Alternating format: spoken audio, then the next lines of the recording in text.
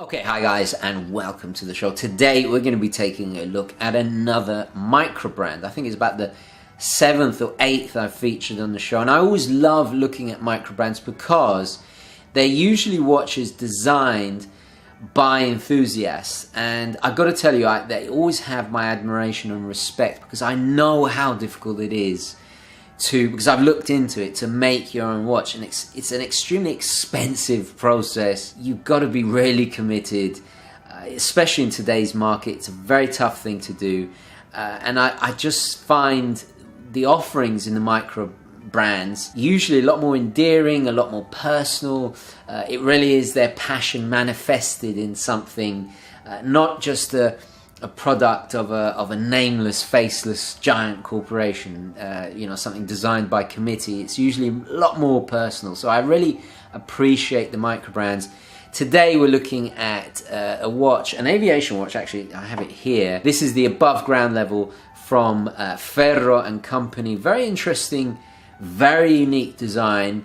Today we are taking a look at another fascinating new micro brand. Well, relatively new. This is actually their third offering in terms of releases, and this is actually on Kickstarter as we speak. So I'll leave a link in the description below, so please do go and check it out. But I was really captivated by this particular watch's design. Now, at the moment, there's two versions. There's the quartz and the automatic of this new watch. This is the above ground level, AGL, from Ferro and Company, which is a watchmaker based, actually it's a partnership between two brothers based in Vancouver, and is heavily inspired by 1940s aviation, as you can tell. But what really fascinates me is just the sheer amount of different styles and kind of inspirations that's come together really, really well in a very modestly priced watch. Now, as I mentioned, there's two versions or two releases at the moment. There's quartz and the automatic. The automatic is a three-hander with a date, I believe, very much more Flieger-esque, whereas the quartz is what we have in for today. Now, usually, you guys know I prefer mechanical automatic timepieces, but this quartz just spoke to me. Such a unique character and a lot of style traits from watches of all different genres and ages that I really, really enjoy. So let's go over the dimensions and specifications, and then we'll talk a little bit more about this very interesting aesthetic that's going on here. Let's get the dimensions out of the way first. And I have, of course, got sellotape on the end of the calipers. We got a diameter of 42 millimeters. We got a thickness or height of 14. Lug to lug, we're looking at 47.6. Lug width of 22 millimeters. So size-wise, it is very contemporary. And I think for an aviation watch, it's proportioned and scaled beautifully. I think any smaller, it'll be difficult to read. Any larger, it'll be cumbersome. I do think they've got the size spot on. So that's the first thing I usually complain about watches. You know me, guys. I prefer them smaller. But this really is, size-wise, actually, I happen to be wearing my Flighty at the moment. It's very, very similar in scale to the Flighty. Let's have a look at that stunning, stunning dial, which is what got me intrigued about this watch. Now, first of all, we should address this very beautifully domed, actually this is a double domed sapphire crystal there. It has AR coating on the inside, and it really acts like a lens on that dial. Immediately you'll notice it's a sandwich dial, which is something you don't see that often. You'll see it, whenever you see these kind of dials, you immediately associate it with Panerai, and in fact there is a lot of Panerai-ish feel to this. The dial itself is a beautiful matted black with the subdials kind of recessed in that sandwich layer. Ferro and Company, AGL signed. I love the way it's curved. Another little nod to the past and echoes the curvature of the inner bezel there nicely. I really got to say, I love the layout, and especially the way the crystal kind of draws you in. Very, very nice indeed. I also like the way that the end of the or the part that attaches the hands is blacked out, so it kind of gives the impression that they're floating, which is a really cool little touch. The case itself is entirely stainless steel, 316L of course. Completely done in a brushed finish, which I think adds to its kind of tool pilot look style really, except for the pushers for the chronograph, and of course this lovely onion crown which is signed F with a bead blasted finish, just to differentiate and add a little bit of variation. I think the case is really quite interesting, kettle shaped case, and it reminds me very much of kind of some of the pre Aquas divers from Oris. And then we have the lugs are kind of trench watch style lugs, so harkening back really to the early days of wristwatches. Reminds me of the wristlets of the early days of wristwatches. This particular version comes on a handmade Italian genuine leather strap, which is very nicely done with contrasting stitching. Again, I think beautifully matches the color theme of this particular watch. I should mention there are 5 versions of the above ground level chronograph. There's a really cool DLC blacked out version. There's a white dial with the basically inverted with the tachymeter in black, and then there's a green dial and a blue dial, but I really like this black dial version. It just spoke to me. We have the V style layout for the chronograph, the minutes on the 9 o'clock, 1/10 of a second at the 6, and then the seconds for the main time at the 3 o'clock. And at the top we have a double, actually let's engage the chronograph and then you can see it in action.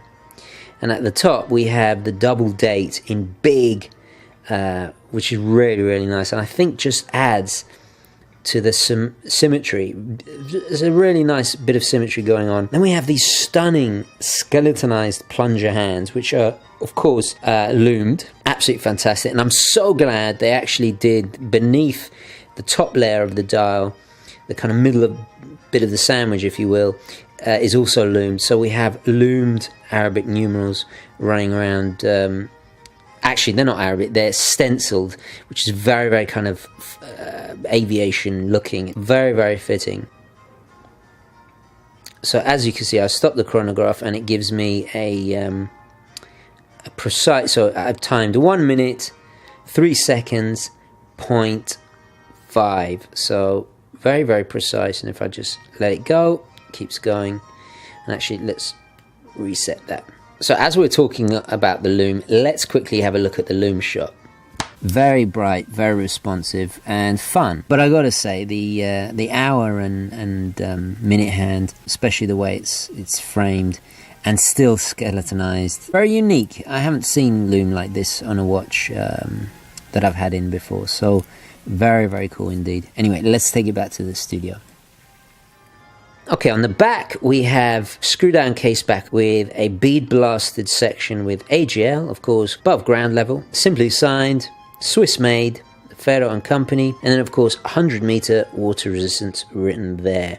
The crown, that beautiful large onion crown, which is very solid feeling, is a screw down crown as well. So you can see now I'm cycling through, and as we flip to 20, it will change on both date wheels. Very cool. Kind of reminds me of the date windows on a Lange.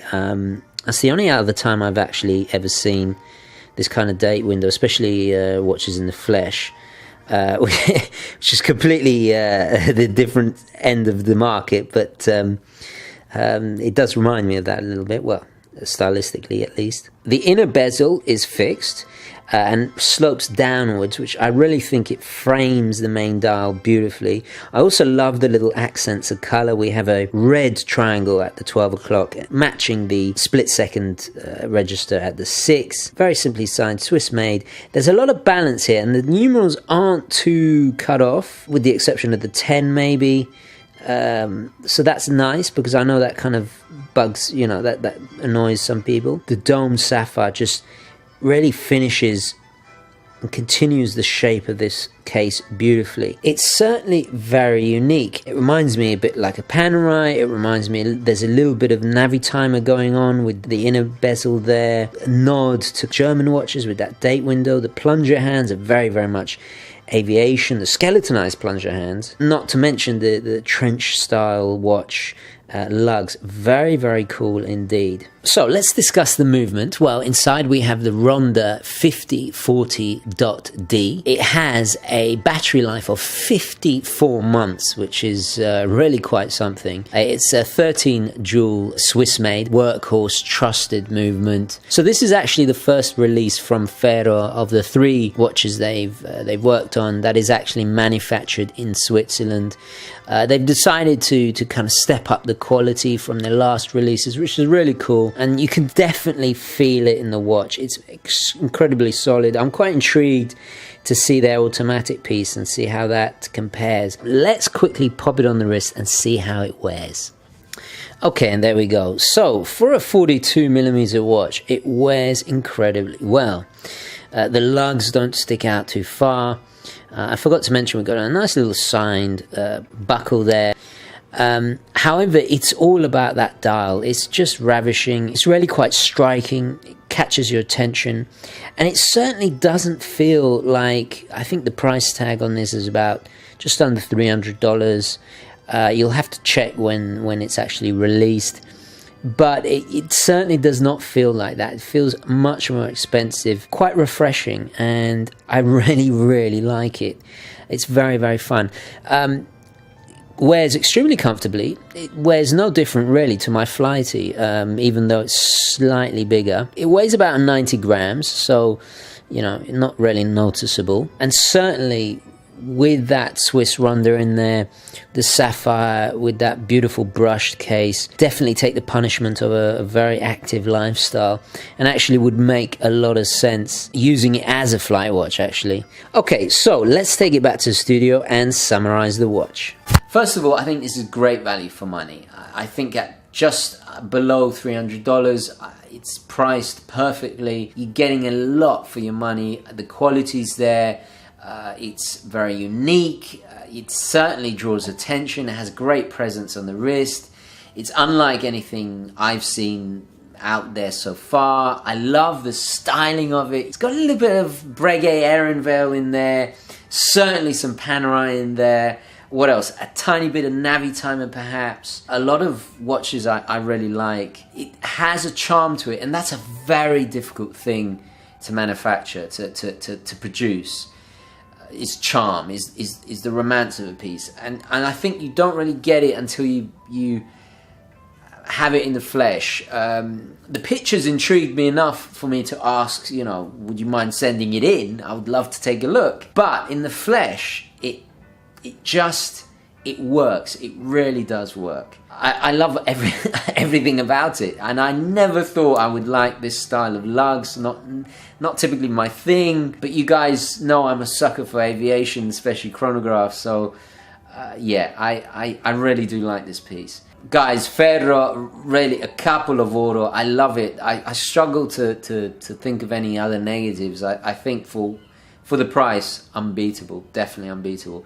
Anyway guys, I'm going to leave it there. There's not really much else to say. I adore it. Very intrigued and optimistic for Ferro. I want to see what other watches they have, and good luck on your Kickstarter. I think you've got a very promising watch here. I think people are going to love this, and despite its 42mm size, I'm going to put it on right now actually, it wears like a charm. And the charm is there. That's one of the things I love about it. It's just got bucket loads of charm, you know. There we go. I mean, look at that. Look at that. Oh, I love it. Absolutely adore it. Anyway guys, best of luck to Ferro. Fantastic offering. I'll leave a link to their Kickstarter if you feel like supporting them. I'm quite tempted to put in an order myself, although I really should not. Okay guys, I'm going to leave it there. Please don't forget to add your thoughts, queries, questions, opinions, all the rest of it in the comments below. I love hearing your feedback. Thank you very, very much for watching. Please don't forget to like this video if you enjoyed it and found it useful. And as always guys, I will catch you in the next one. Okay, ciao.